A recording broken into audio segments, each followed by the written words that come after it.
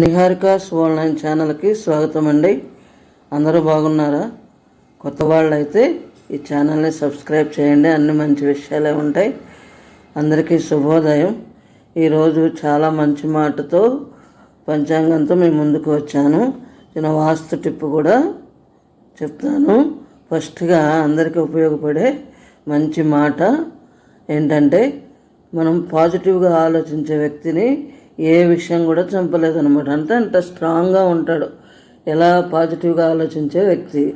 నెగిటివ్గా ఆలోచించే వ్యక్తిని ఏ మెడిసిన్ కూడా బాగు చేయాలి, అంటే వాడు నాశనం అయిపోతూనే ఉంటాడు అనమాట. అందుకని మనం పాజిటివ్ థింకింగ్తో ఉండడం చాలా అవసరం అన్నమాట.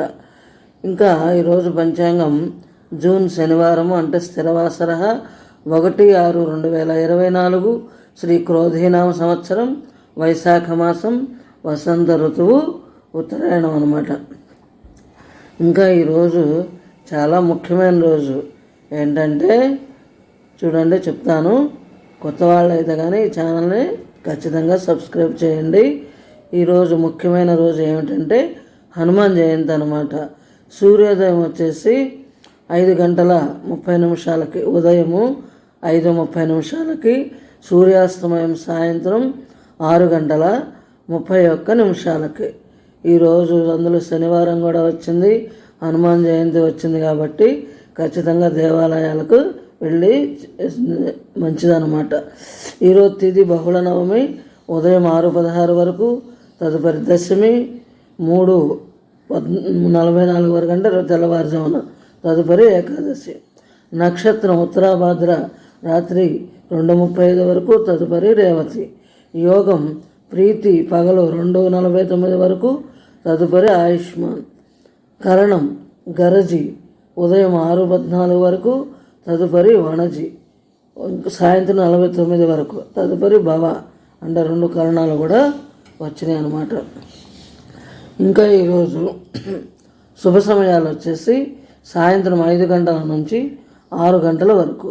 రాహుకాలము ఉదయం 9 గంటల నుండి 10:30 వరకు. యమగండము 1:30 నుండి 3 గంటల వరకు మధ్యాహ్నం. ఇంకా ఈరోజు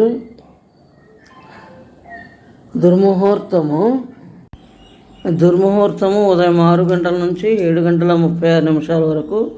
వర్జము పగలు 1:12 నుంచి 2:40 వరకు.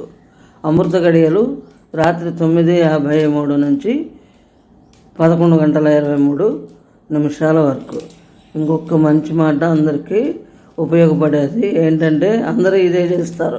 ఏంటంటే ఈ రోజులు మంచి చేసిన మంచి చెప్పిన ఎవ్వరికి నచ్చదు. కానీ నమ్మించి మోసం చేస్తూ వాళ్ళు నమ్మించి మోసం చేసే వాళ్ళు నమ్ముతారు.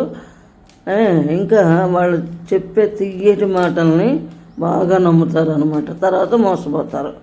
నమ్మించి మోసం చేస్తూ తియ్యగా చెప్పే మాటల్ని వాళ్ళు నమ్ముతారు. ఖచ్చితంగా మాట్లాడే మాటలను వాళ్ళు నమ్మరు అనమాట. ఇది నిజమే కదా. ఇంకొకటి వాస్తు టిప్, మనము ధ్యానం చేసుకోవడానికి ఈశాన్యం సరైన దిశ అనమాట. మామూలు పూజ చేసుకుంటున్నా కూడా ఆధ్యాత్మికంగా పూజ చేసుకుంటాము, మళ్ళీ ధ్యానం చేసుకుంటారు కొంతమంది. వారికి కూడా అదే దిశలో కూర్చొని, అంటే ఈశాన్య దిశలో కూర్చొని ధ్యానం చేసుకుంటారు.